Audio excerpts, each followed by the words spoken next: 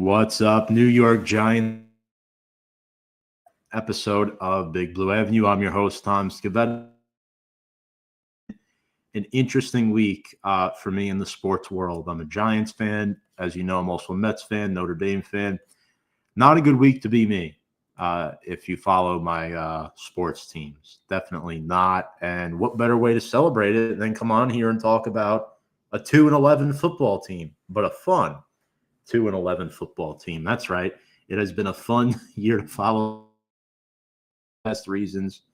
But folks, before we get into this, make sure to go check us out on all of our handles, social media, Instagram, Twitter, and YouTube at Big Blue Avenue.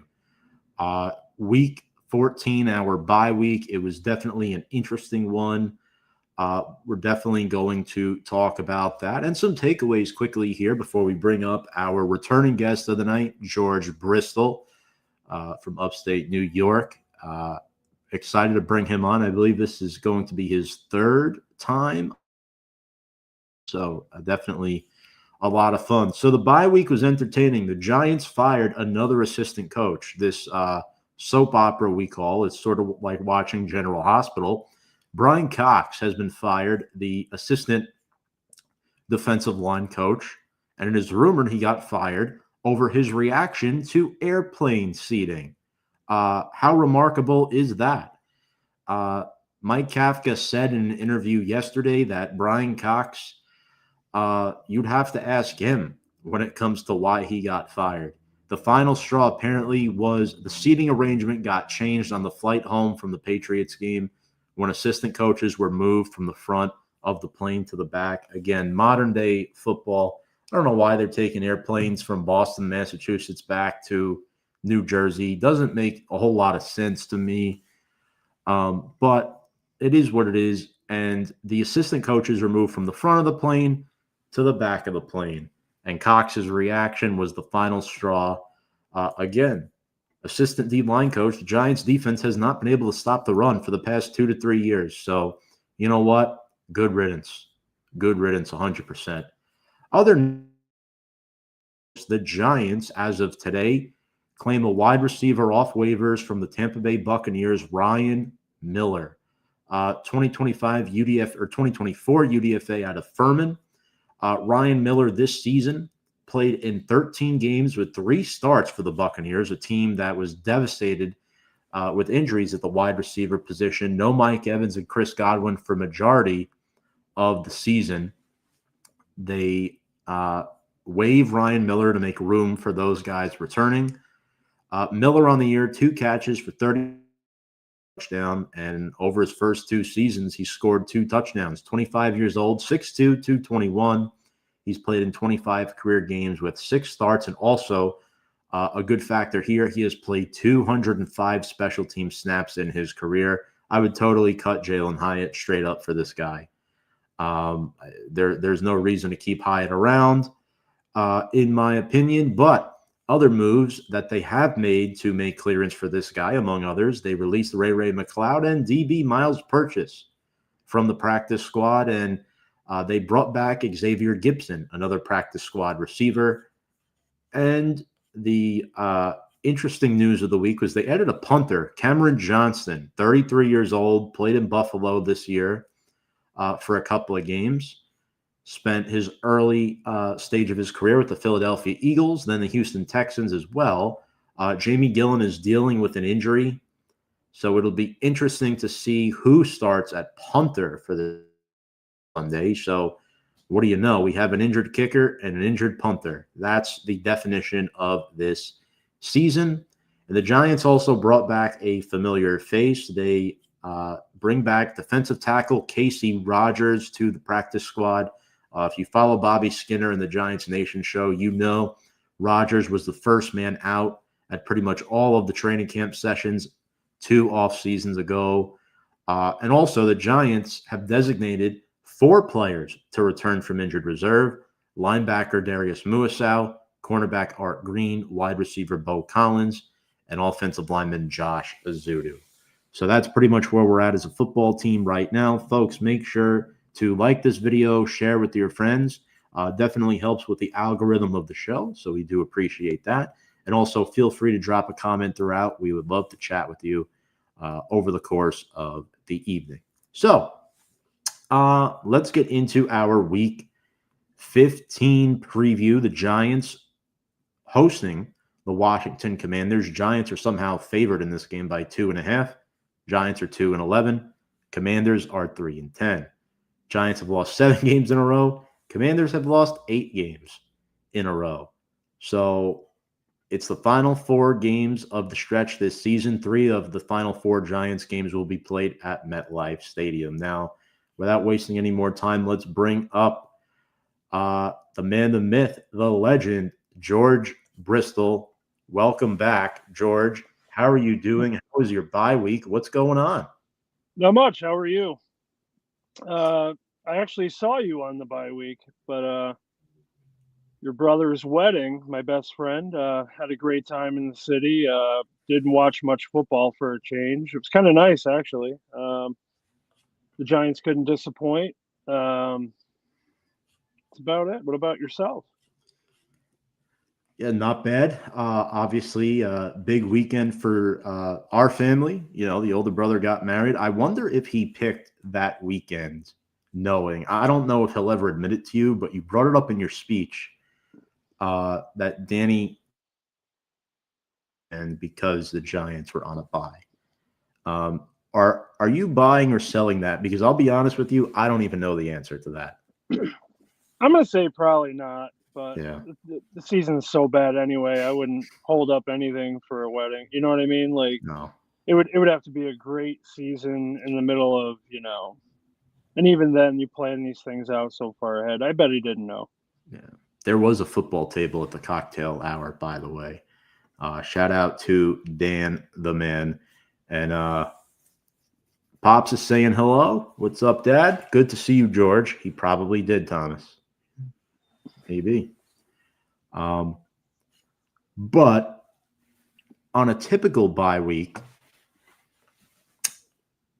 how would you spend it, and what was different this year compared to last year's? Because obviously the Giants bye week this year was very different from usual years. Week 14 is late to have a bye. I don't like it. I don't like the scheduling of it, and quite frankly, George, it did not go by without any drama.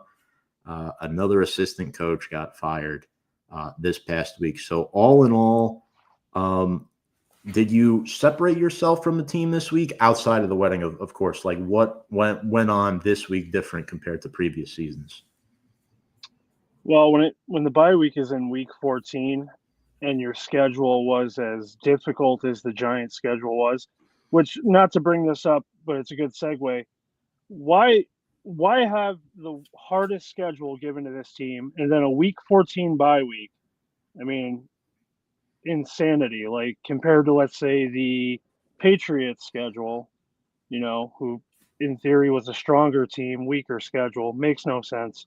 Um, this year, I gotta be honest with you, this team has me so disconnected. Like, I watch, I follow, I pay attention, but I'm not surprised by anything anymore. I'm not excited by much anymore. I'm just hoping no one gets, mortally wounded in these games and just is healthy for next year at this point. But the wedding obviously was a big, weekend thing, so I didn't really get to pay attention too much to college or NFL. But typically on a bye week, I actually sit back and enjoy watching other teams play meaningful football the last couple of years. It's definitely nice to disconnect. But I think the Giants lost their bye week. I think more bad happened than good. An episode of the in-season Hard Knocks was also released. This cussing at his team during a team meeting on Hard Knocks. I thought we couldn't get any worse than the same 2 off seasons ago, but this kind of ties into my next question, George. And if you don't know, that's okay, because I'm having trouble answering this question myself. Are the Giants less of a circus at all? No, it's just got it's just got a different head at the table. That's all it is. This is a coaching problem. This is a player problem. This is an ownership problem. It's a management problem. Every part of the ship is hemorrhaging water, um, and these kind of problems don't get fixed overnight. Kafka is just a band aid to get through the season. We all know that's not going to really go anywhere. I think he'll still be a coordinator or a coach in the league at some level. It probably won't be with the Giants. Whoever they bring in is probably is best to bring in a whole new regime. Management's on his last legs. Joe Shane, this is really put up or shut up time for him. And I also give it on the Maras and the Tishes. These are problems this team's had, going back to, the later stages of Eli Manning's career. They didn't really have a great plan for that transition. And all that did was just kind of blow into where we are now and a couple other bad financial moves on top of it. And here we are, at least next year we'll get some of the money back. We do have some young talent. There is some promise to us. But as far as right now, we are a complete circus. Well said. Yeah, I mean, I definitely agree with that. So I guess with that being said, what are you hoping to get out of these last 4 weeks? Because the schedule is quite interesting, right? We've got the Commanders this week, a game that I think we've gone to actually not together, but we've both attended the Giants-Commanders home game. We tailgated together for that each of the last 2 seasons. That's always a fun game, regardless of what the records are. Then you got the Raiders, the Vikings, and the Cowboys. We know Dallas is fighting for a playoff spot, but I'm going to be honest with you, George. This is not a bad trade for the G-men. I think at least 2 of these games are winnable. So what are you hoping to get out of this? Are you? I know Giants right now, they're slated with that number 1 overall pick, but I think there is growth and development that could be especially with the young rookie QB, Jackson Dart, and Abdul Carter. I think Jackson Dart getting a little more time behind the driver's wheel is going to be great. A little more game time for him. Maybe work on some of those issues he has with sliding or going out of bounds. He says he's never going to change, but law of averages says he should change. Abdul Carter, do your best to prepare this week, maybe, so you're not a sideline story like you have been for, I don't know, the past 6 weeks. I'm getting kind of sick of that. I don't know. I'll tell you what, if we could spoil a Cowboy playoff berth, I'll take that. Raiders are not impressive. The Vikings are kind of going downhill. The Redskins themselves are another shit show. So as far as watching good football, I think your best bet might be the Cowboys-Giants game to wrap up the season. The game this Sunday, I'm not really expecting it to be a barn burner. Same with the Raiders game. These are just all teams looking for their identity, really. Yeah, I think identity is the key word, because I'm sort of lost with what is this team's identity, right? Ever since Saquon left, I don't really have one. It could be the energy that the young guys like Dart brings and what Scadaboo brought. But Scadaboo, who was the closest thing to an identity, is on the shelf until next year. And by the way, I did see he has made some progress. He is walking on his own again, which is great news. He doesn't need help from his girlfriend anymore.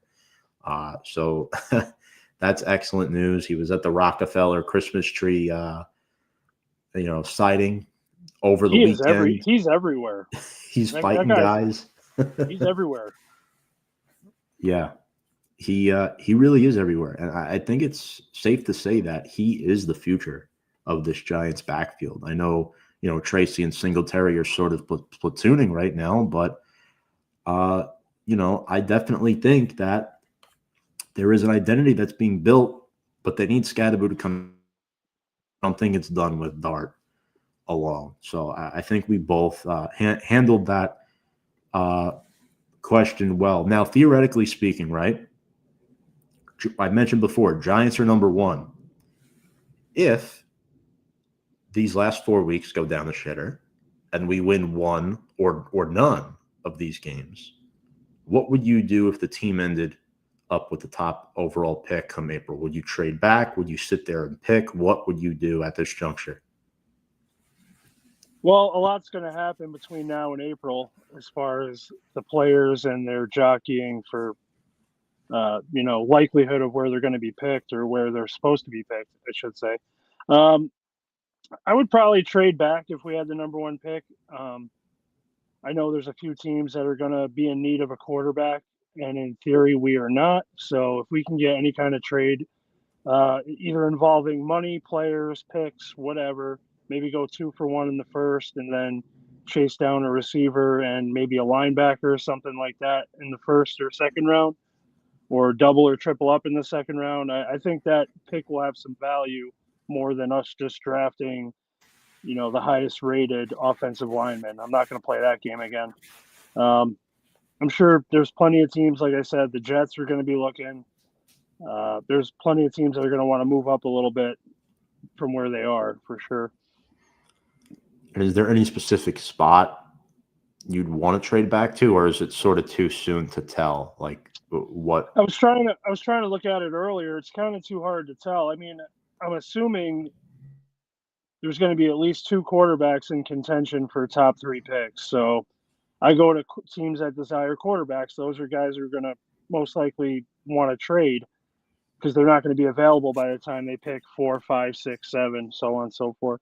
So if they can get like a 2-for-1 on the first round pick or a good player, some money, whatever it is, and then, like I said, maybe go after a mid-round wide receiver, maybe a linebacker, maybe someone for the secondary. I kind of like the offensive line where it is right now. I think it needs a little bit of tweaking, but I think it's very serviceable considering how bad it's been in the past. I think the defense needs a total overhaul. But again, this is all stuff that coaching and management are going to come up with too. So it probably won't even be Kafka's decision to make. Yeah, it might not even be Joe Shane's decision to make. I mean, we'll see. I mean, this is the final exam for him, sort of, these last 4 games. Can you get a passing grade in these last 4 games? Or, no pun intended, will he get the bare minimum required to pass? And I think if he does, he gets fired because that's not good enough. I would like the games because I still think you'd be in contention for a top 2 pick if that's the case. But we'll see. Next up, I want to talk about some of the X's and O's of this game. Right now, you've seen the Commanders play at MetLife at least the last 2 seasons, right? Yeah. They're a team. They went to the NFC Championship game last year, and now all of a sudden, and it large part because Jaden Daniels, their young star quarterback who had this awesome rookie year, has gotten hurt on 3 separate occasions. He had his arm snapped on Sunday Night Football, and then he tried to come back last week while we were doing Jameson and stuff and making speeches. This guy got hurt again. His left elbow again. He is paper thin. He is not durable at all. And to add to that, Zach Ertz tears his ACL at 35 years old.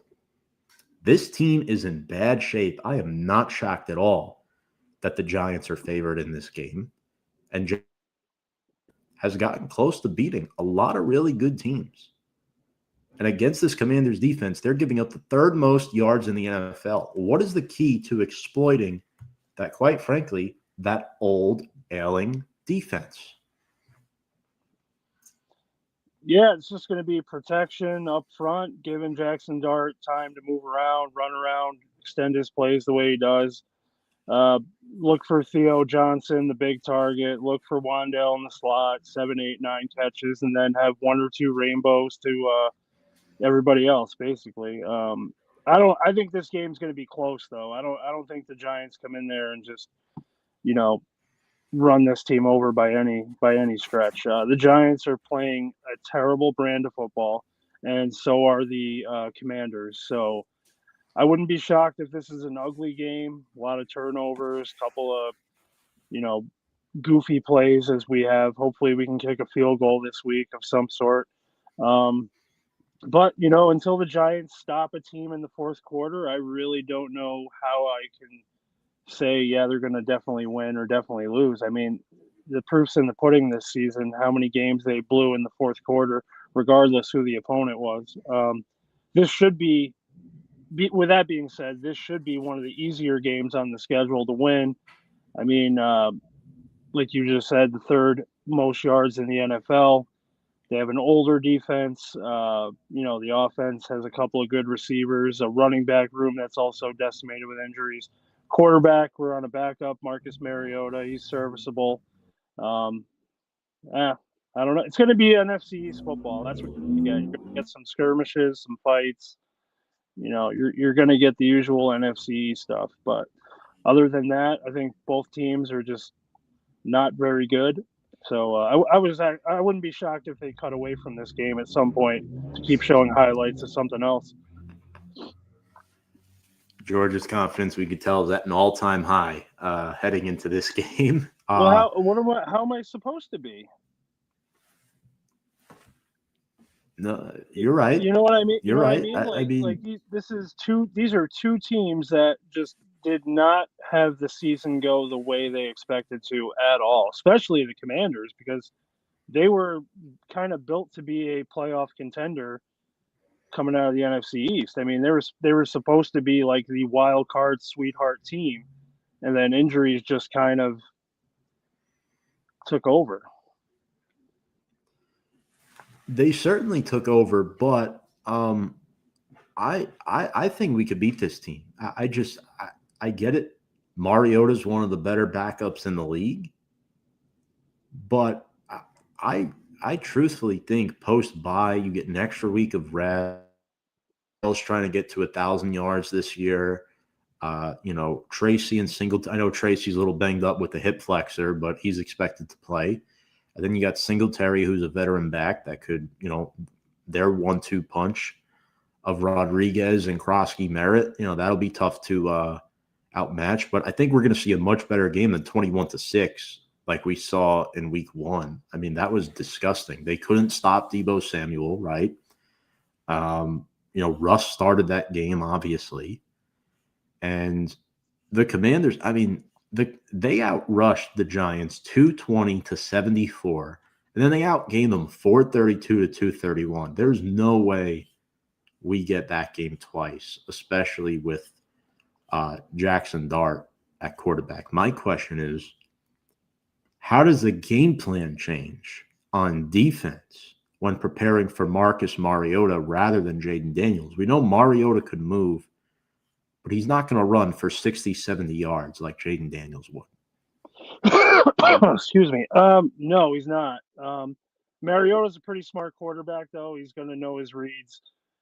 He's good with film, from what I gather. So I think, obviously Jaden Daniels is more of a threat, right? Like, the ceiling is much higher on what Jaden Daniels can do to a defense to Mariota. But I mean, with that being said, we're a defense who's not playing well. Like it's not like we're the steel curtain coming in there. I don't know where we rank, but I'm pretty sure it's not that far from the worst. I think Burns is gonna be able to get to Mariota easier than Daniels. I would like to say the same thing for Abdul Carter. As far as the receiving matchup goes, though, I mean, Scary Terry and Deebo Samuel, I mean, the secondary is going to be busy on Sunday, regardless whether they catch the ball, break up the pass, give up a pass play, get an interception. They're going to be challenged pretty much every down. And, I just hope they're ready for that. Stuff because Cliff Kingsbury has done a good job with Mariota this season. And yeah, I mean, we know the Giants have the worst, or now second worst, thanks to I believe it was Vegas last week.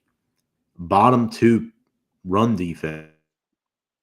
We know Charlie Bolin is now the interim defensive coordinator, who I thought had a couple really nice sound bites in the presser today. He definitely has a different mentality compared to Bowen, so that's a sigh of relief, even if it's only for these last 4 weeks. The defense, whether we allowed 24 plus in 7 straight, the yards per carry this season they've given up are the most in the Super Bowl era, and then 31st in giving up 154 yards per game. So, I mean, if you can't stop the run, Brian Burns won't be able to do what he does best. You know, he had 2 sacks in this game in week 1, but a lot of those were just him beating his man. You know, you mentioned this last couple times we, did the show together. The scheme is whack. Brian Burns is just good enough to get to the quarterback. There's no disguised blitzes. These, NASCAR formations don't exist anymore with the Giants. And Burns does not have a sack in his last 4 games. Are teams starting to figure this guy out? And how does he get to Mariota on Sunday? I don't know if they're figuring him out. I mean, when you have that freakish level of athleticism, you generally rise above whatever comes at you. But I think a little bit of it is a camaraderie, morale kind of problem with everybody, not just Burns. I think Dexter Lawrence is feeling it. I think Bobby Okereke is feeling it. I think there's certain guys that are seen as leaders in that locker room that through this assault of losing these games, I'm not saying they don't give a shit, but every Sunday I watch the post-game interviews and you can read it on their face. You could read their expressions. Like they are just sick of this shit. So I think if you do that long enough, it does kind of build a mentality where you start second guessing yourself. Not to mention you have another defensive coordinator, so Lord knows what he has changed or not changed. I think the whole team at times looks helpless. You got so many players that are just looking around at each other after every play, and they're just like, how the hell does this keep happening? They've had multiple videos of Brian Burns after the game throwing his helmet and screaming and letting some aggression out. Dexter Lawrence, who I've probably watched every post-game interview of his since he came into the league. He used to be like the jolly old man. He's telling everybody what he thinks of the game. He's doing this. He's cracking jokes. Now he's just standing there like, when is this going to be over? And he's answering some questions, and then he's getting chippy with the beat writers. He's sick of it.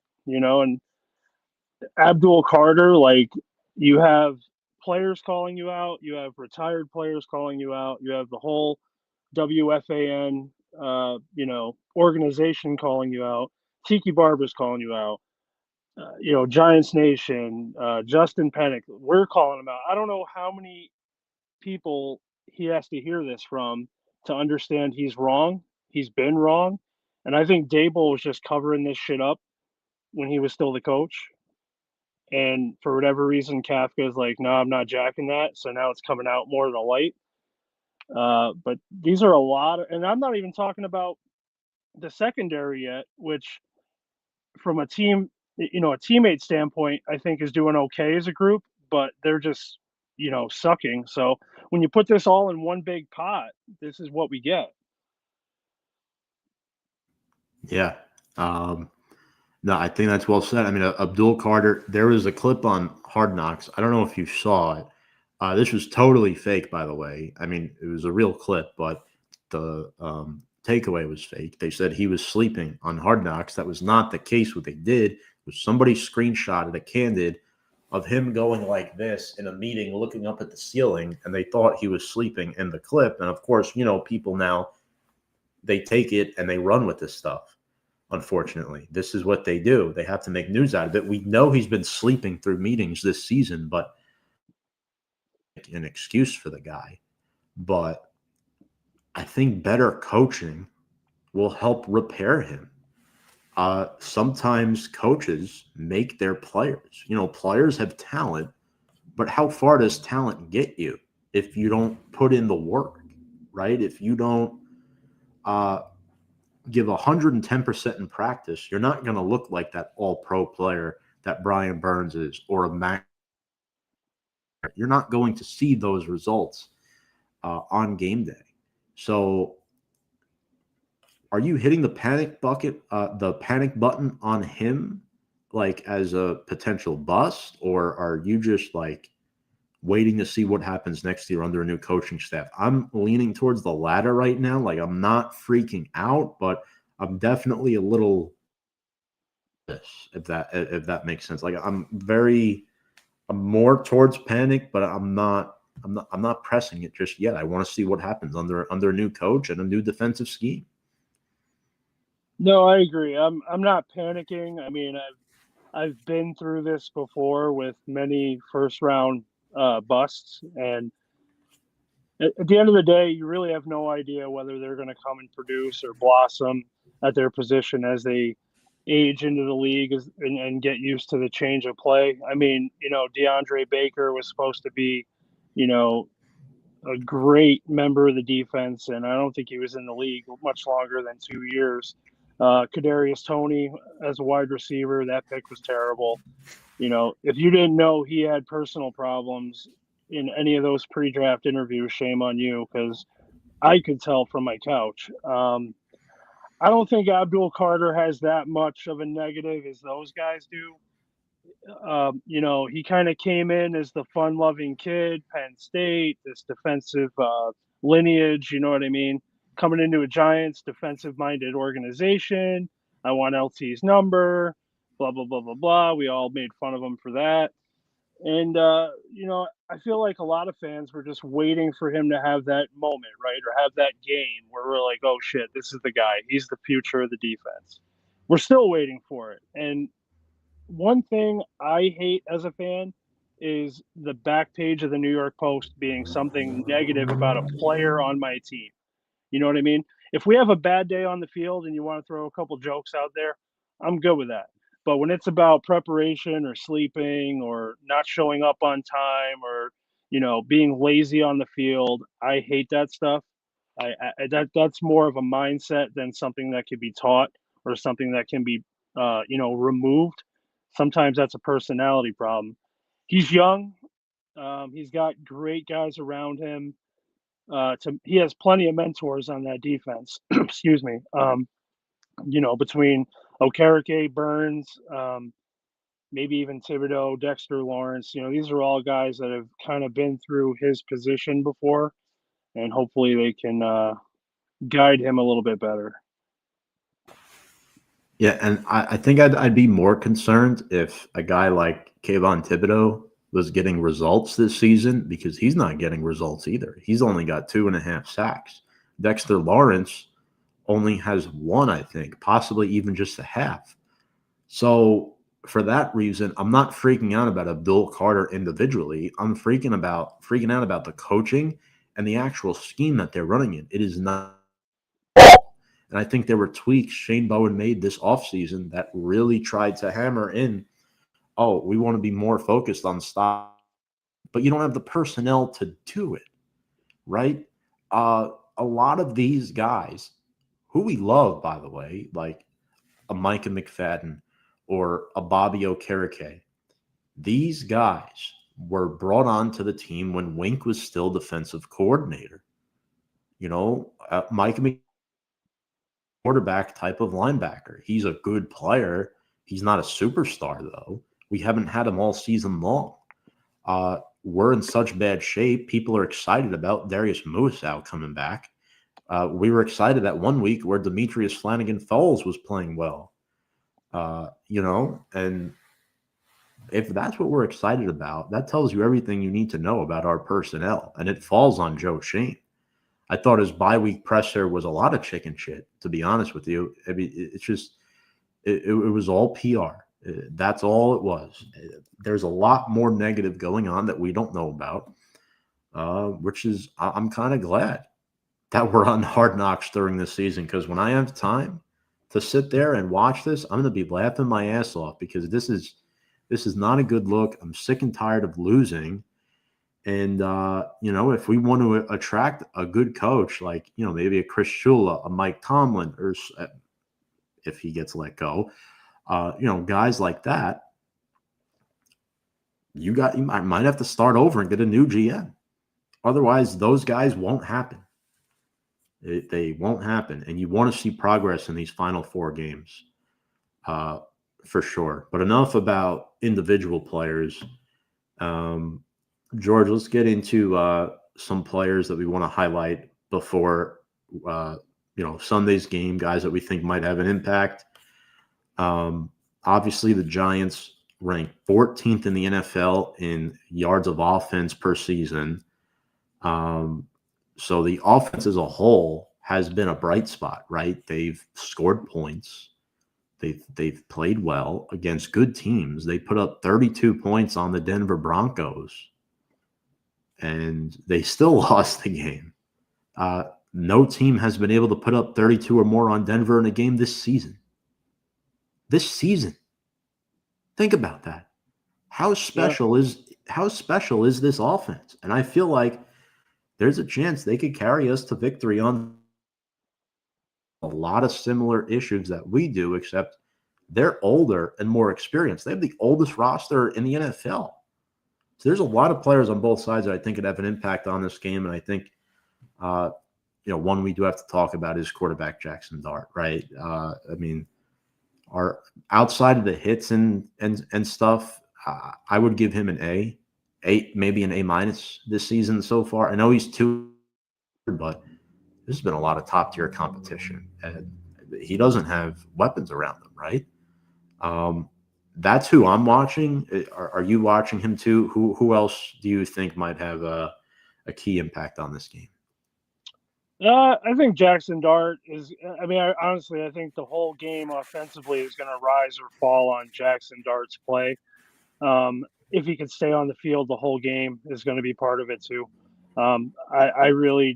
There's some heavy hitters on that older defense, and they don't really care if he gets out over the middle trying to stretch something. Bobby Wagner is not scared to lay him out. You also got to deal with Deron Payne, Laramie Tunsil, Frankie Uvu. You got a ton of guys on this team who can hit pretty hard, and I'd be a little nervous if I were him, especially trying to, like what he did last week or 2 weeks ago with the Patriots when he tried to tiptoe on the sideline. These guys are going to light him up just as hard, if not harder. I also want to keep an eye on Wan'Dale Robinson. He's turning into one of my favorite one of my favorite Giants. He's like the little engine that could type guy. He had a couple of drop issues earlier in his career, plus the injury. But he seems like he wants to stay there. He's a great slot player. He also is elusive. I wouldn't be shocked if he gets 7, 8, 9 catches for, 70 yards, something like that. But I think he's going to have a big game. This is going to be a breakout year for him, also in a contract year. So he'll be worth the moon and the stars if he gets 1,100 yards or whatever, a couple more touchdowns.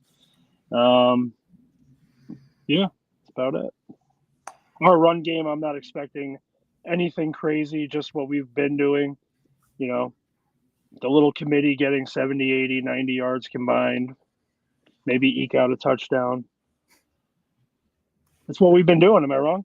Yeah, and Dart has been contributing to that a lot.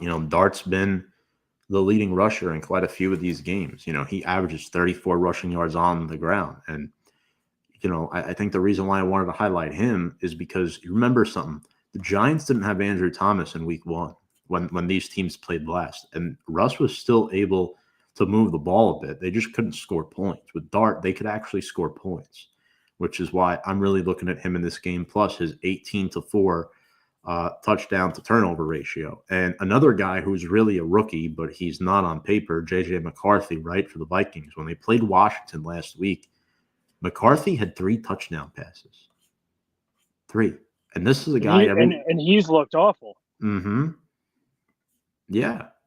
They're ready to push him out the door almost.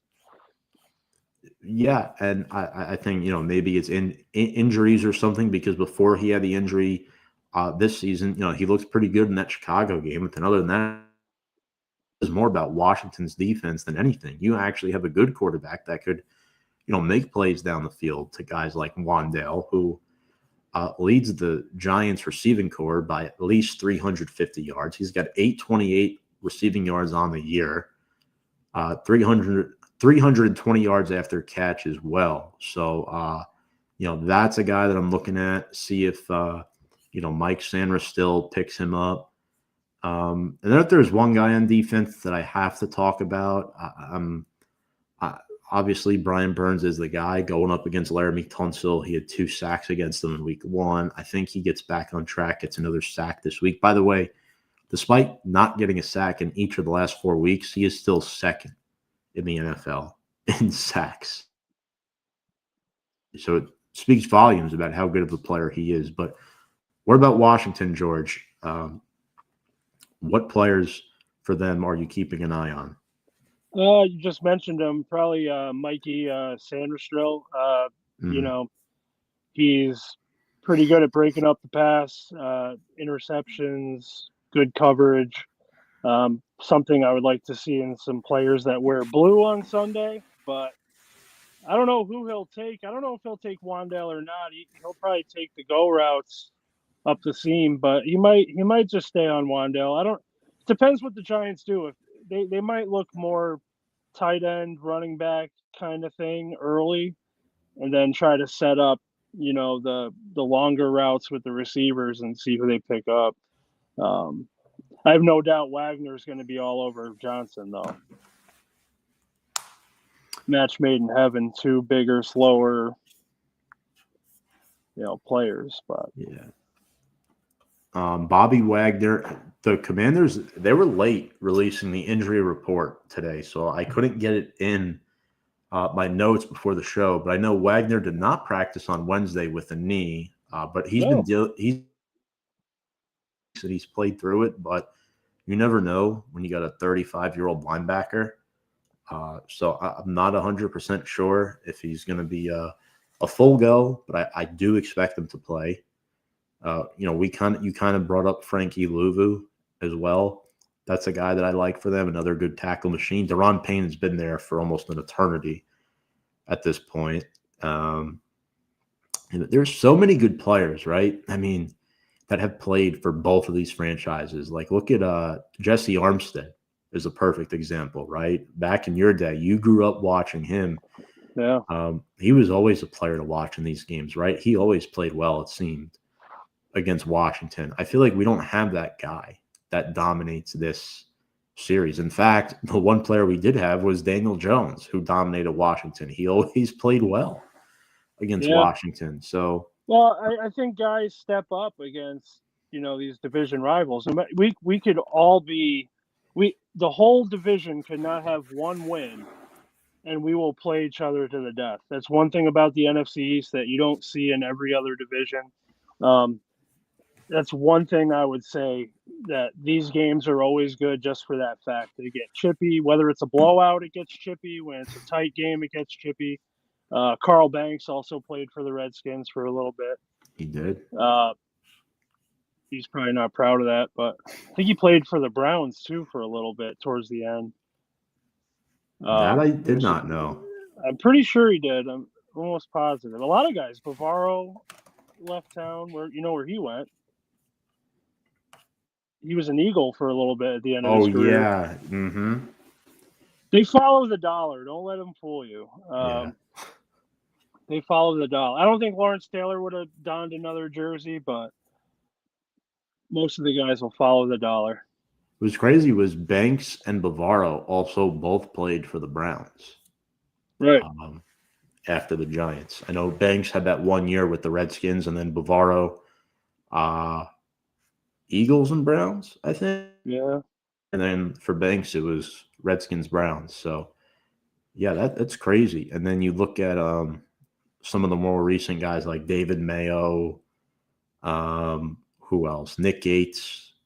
You got to think though, was that something in the 80s to pick up on maybe some of the mindset stuff of the playbook? You never know. Yeah, I feel like back then, I mean, correct me if I'm wrong, guys changed teams less. I feel like back then, guys changed teams when they were getting replaced and try to extend their career. There wasn't a lot of this switching. Oh, we want to get paid. I feel like you stayed a lot of good players, like players that made it, stayed with the team that drafted them until they got old and it was time for teams to replace them. Would you agree with that? Would you agree with that sentiment or not really? No, yeah, I totally agree. I think that the late 80s, early 90s, the Giants were kind of coming out of that Super Bowl era team, whether it was due to age, you know, uh, people kind of forget the end of Lawrence Taylor's career wasn't that great. He kind of started to fall apart pretty quick as far as playing, got bigger, heavier, slower. The league at the same time got faster. Um, Coaching too. That was like the departure of Parcells. Um, so that team was getting kind of mixed up. So it would make sense for guys like uh, Carl Banks and you know to change positions. But they didn't really replace those guys with anything much better. I mean, they didn't really get decent again until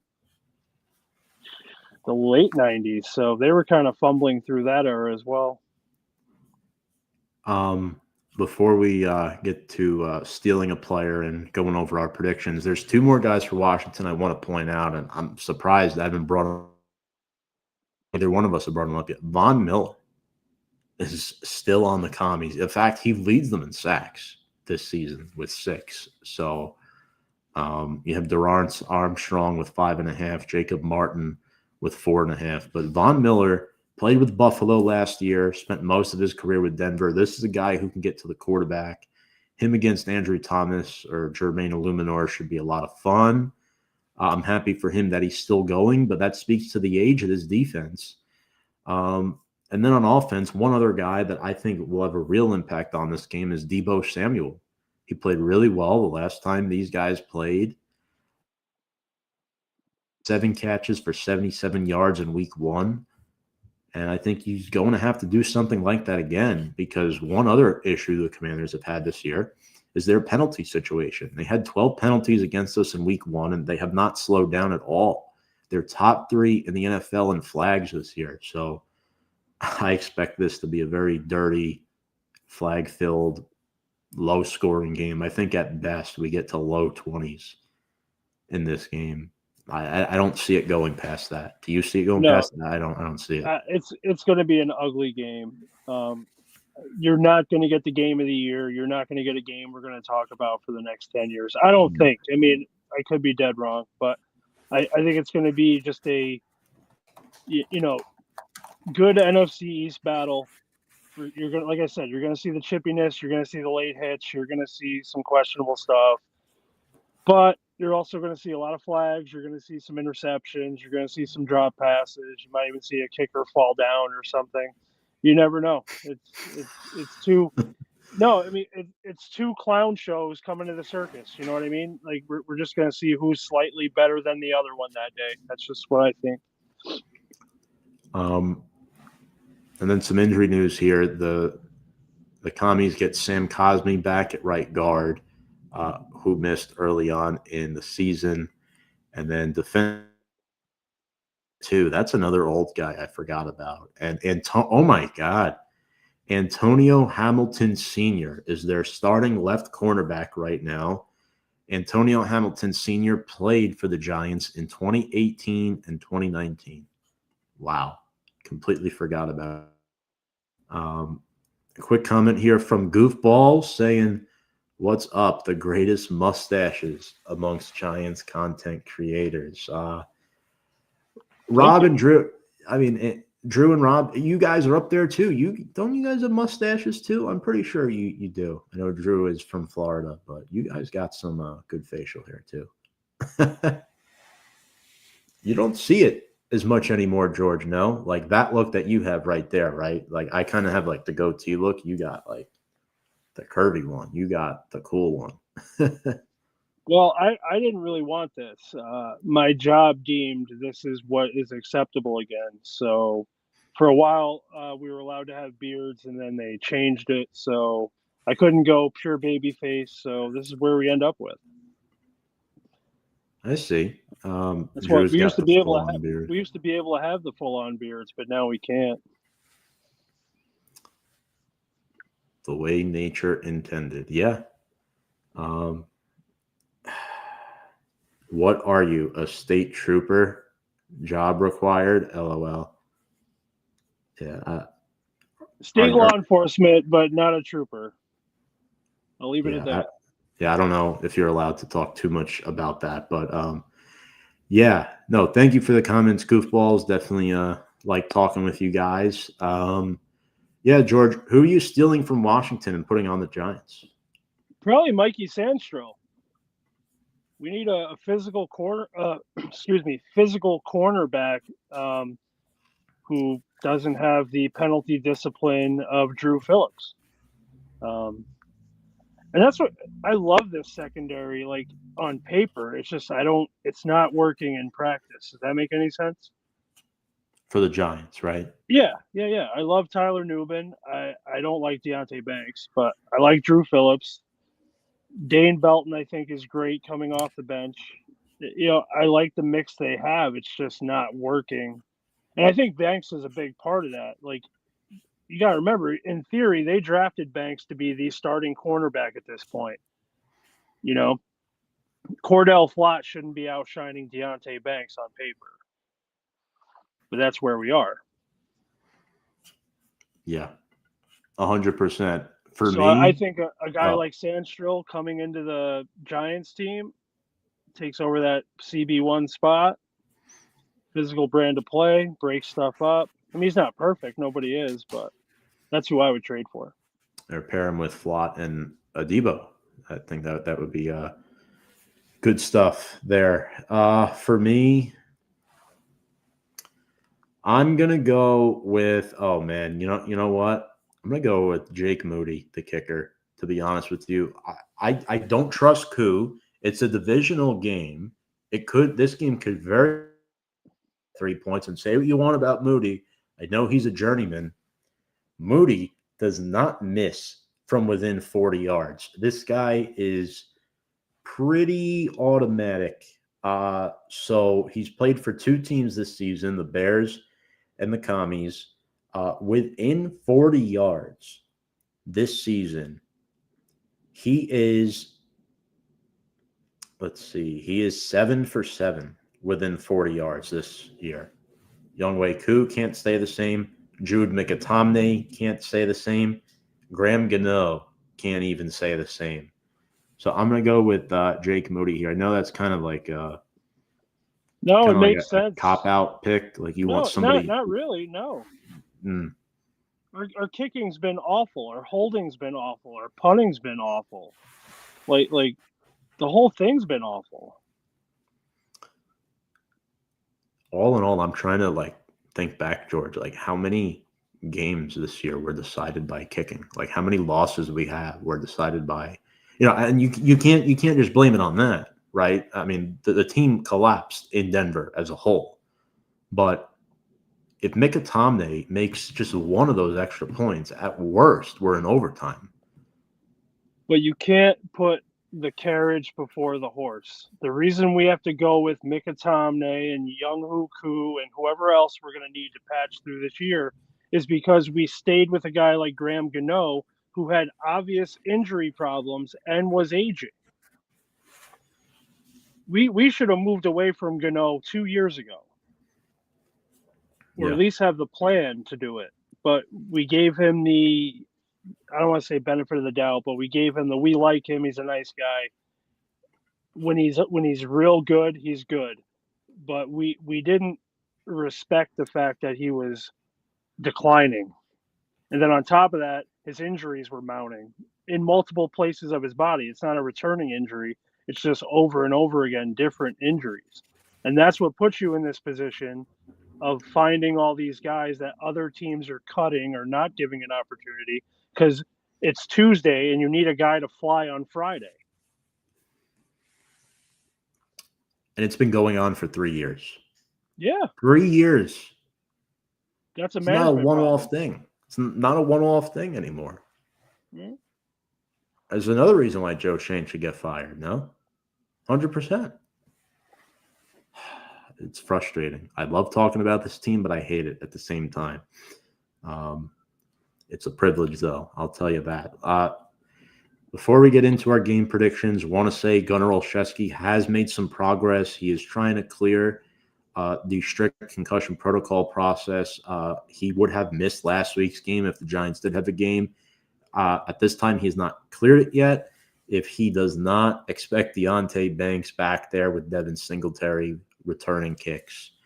That hit was brutal on him in the New England game. Did you see that hit? I think that hit was worse than what Dart took on the sideline, personally. No, let me tell you something. That special teams and defense under Mike Vrabel, there is a noticeable difference in how hard those guys are hitting. They are playing to win. You know, people talk about their schedule being soft and all that, but you can tell the defense and special teams especially has a heightened level of intensity for sure. Absolutely. And then one other note, Kayvon Thibodeau is nursing a shoulder injury. He's expected to play limited practice. And then Jamie Gillen is at risk. That's why the Giants went out and got Cameron Johnson to the practice squad. So there's a chance the Giants could be down to their third kicking option this season. So basically their third string kicker. I know Micah Tomney is gone, but basically down to your third kicker and a potential backup punter. This is the 2025 New York Football Giants, ladies and gentlemen. With that being said, game predictions time. George, who do you got? What's your final score? I'm going to go 17-14 New York Giants. Home field advantage, I think. If I shouldn't even say that anymore. I used to think that, but end of the year, maybe some of the season ticket holders are selling it to Commanders fans.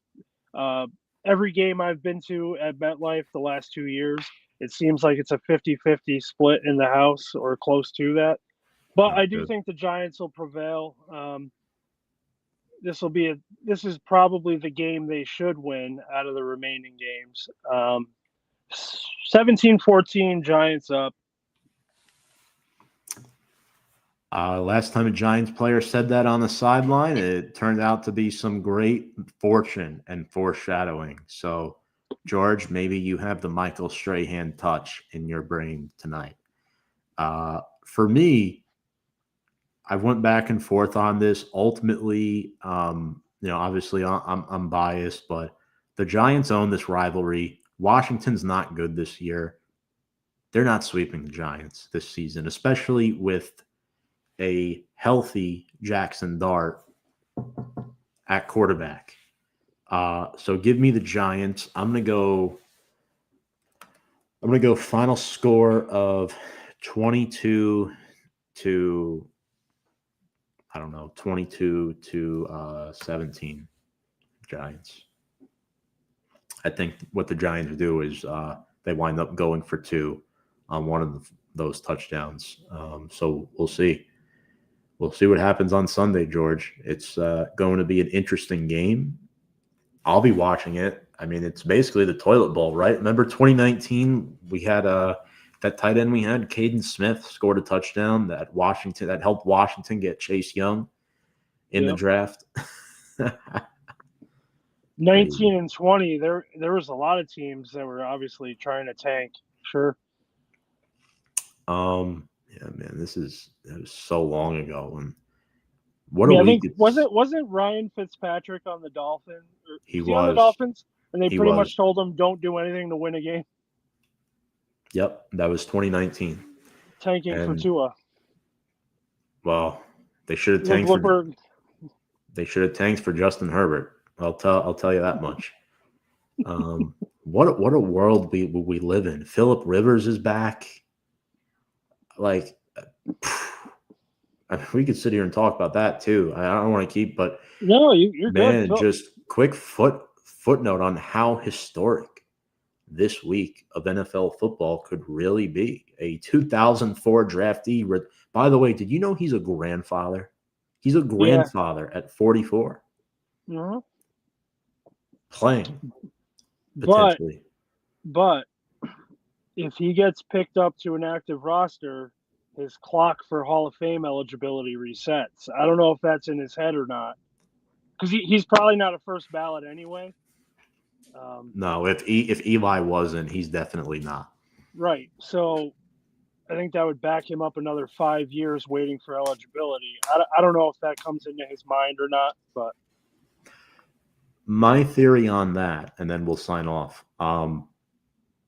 This was not just a shot in the dark. I think this was in the work for weeks because we all know that Daniel Jones was playing through a fractured fibula. And then if something happened to Jones, they had no backup option besides sixth-round rookie quarterback Riley Leonard out of Notre Dame. I love Riley Leonard, but I think he deserves a little more respect than what he's getting, but he got hurt in that Jaguars game too. Anthony Richardson is not playing this year. He's on IR. The Colts have no quarterbacks. That's why they called this guy up. He played there in 2020. I don't think Rivers cares about the Hall of Fame. I think the Colts are just desperate. Shane Steichen is trying to keep his job. I mean, the Colts know if they have a late season collapse, Steichen's gone. Steichen's gone. Ballard's gone. They're in turmoil. Do you re-sign Daniel Jones next year? Well, that's another thing too. I think what they should do is, again, depending on how he recovers from the Achilles injury, give him another 1 year prove-it deal. And you have to tell his agent, I mean, you're working with an injury-prone quarterback here. He has been injury-prone since he's entered the league. This is 7 years of this shit now. He's had one season in 7 years where he has not missed a game due to injury, and that was 2022 with the Giants. You can't sit here and tell me that that man deserves another contract similar or even slightly less than what he got with the Giants. His agent, I'd imagine, is smart, should recognize that, call up athletes first and tell them right now, we love what Daniel did this year. We feel really bad for him. We'll help him through his rehab process. But if he comes back, it needs to be basically an identical contract to what we gave him this year, because that's what it was. It was a 1 year prove-it deal. I'd give him the same thing. If it doesn't work out, you eat the money for 2026 and then you part ways. That's what I would do. No, that's fair. I mean, what other option do you have? They're not going to be good enough to draft the quarterback. They're not going to be in position to draft the quarterback. This quarterback class was supposed to be great. It was supposed to be amazing, but it's not. It's really faltered. You know, Carson Beck were all supposed to be top QBs. Now, Nussmeier's kind of there, and then you got Fernando Mendoza as well, who I think is a bit overhyped. This quarterback class is not that great. Neither was last year's. You know, Arch isn't coming out. He's staying at least 1 more year. Take a flyer on like Drew Aller or something, maybe. No, I don't. You're right. He's hurt too. It's not that good of a class, but I think that they're going to be married to Daniel Jones for that reason. At least 1 more year. Well, we're getting married to Daniel Jones got our former head coach fired, essentially. He was never able – he was able to draft Jackson Dart. But to be honest with you, what good was it? He didn't win football games. He was married to Daniel Jones. That playoff win in 2022 set us back years. Looking back at it now, I'm glad it happened, but it kind of sucked that it happened, because we weren't in a position to draft good players in 2023. That 2023 draft class was awful. Look at it. Deontay Banks. Can't even tell. Oh, John Michael Schmitz was our 2nd-round pick. He's okay. He's average. Jalen Hyatt. Eric Gray. Trey Hawkins, Jordan Riley.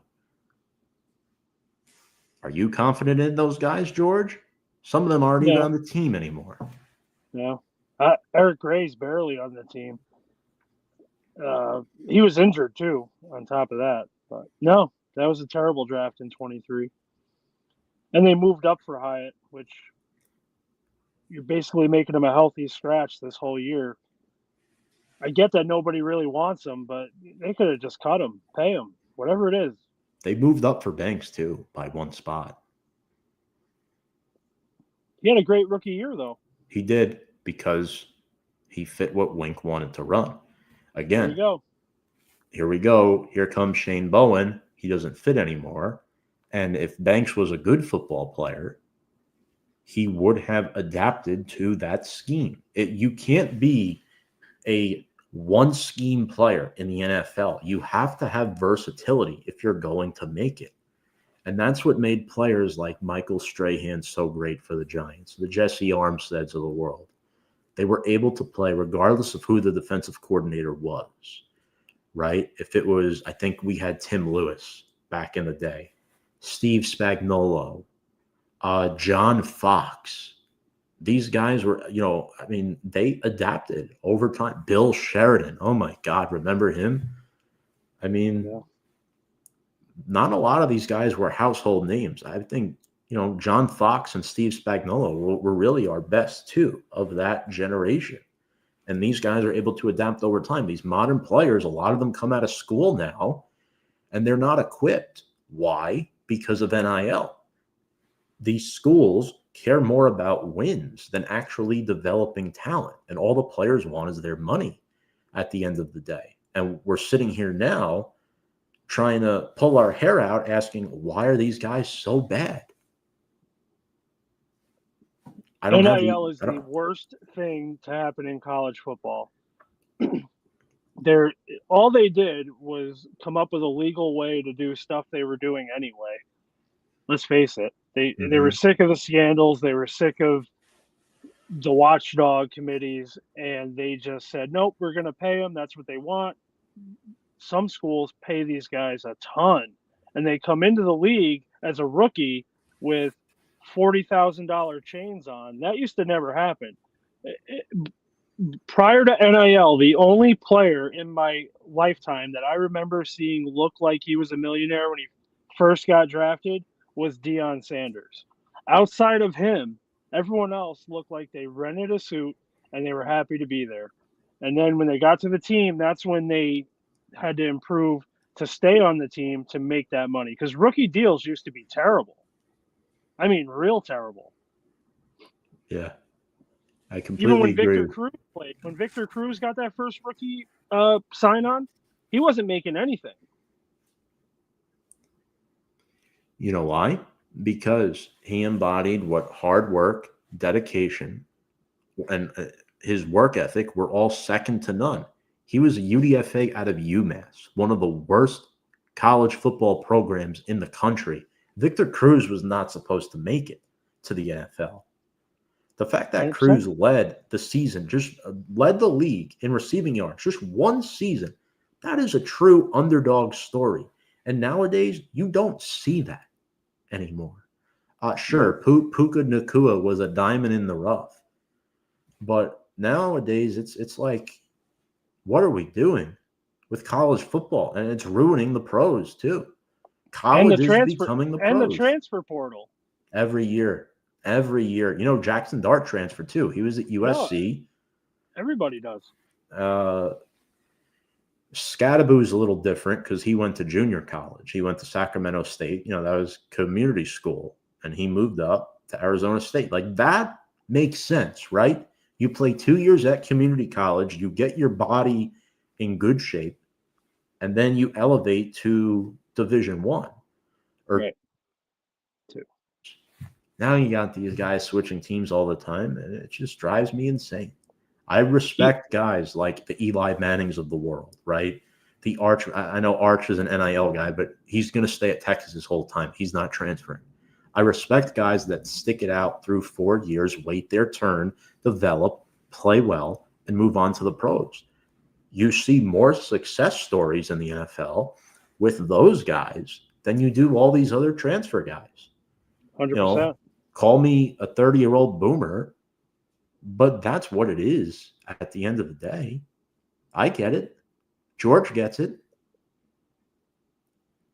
But it also teaches the player at a young age. If I don't like the coach, if I don't like other players, I can just go to LSU and try them out and see what they think of me. If I'm a running back and I'm not getting enough touches at, let's say Alabama, say they're playing behind another running back, you know what? Forget it. I'm going to go here and play. I'm going to go to Oregon and play and get more time and more money, and they're going to want me there. It's almost like it's a professional league again in college. That's all it is. Yeah. And so when they get to the next level, when they don't like anything, they want to leave. Instead of working on it, making themselves part of the nucleus of the team, they just think of it because it's embedded in their head about the transfer portal. In the NFL, all that is a trade block. There's no surefire draft picks anymore, sadly, and it's hurting our beloved Giants. It's hurting, our pro football team. We have been unable to adapt and draft the right guys. I don't know what it is, a scouting department. I mean, a lot of these coaches come up from college, and I could sit here, go on and on. But, man, this was great, George. Had a lot of fun. Appreciate you joining the show, as always. Likewise. Thank you for having me. Yeah, definitely love to have you back again, potentially before the season's over. We'll see where we're at win-wise at that point. But on behalf of George Bristol, I am Tom Scavetta. Please check us out on all of our social media platforms for future episodes and content. Love one another. And without further ado, let's go Big Blue.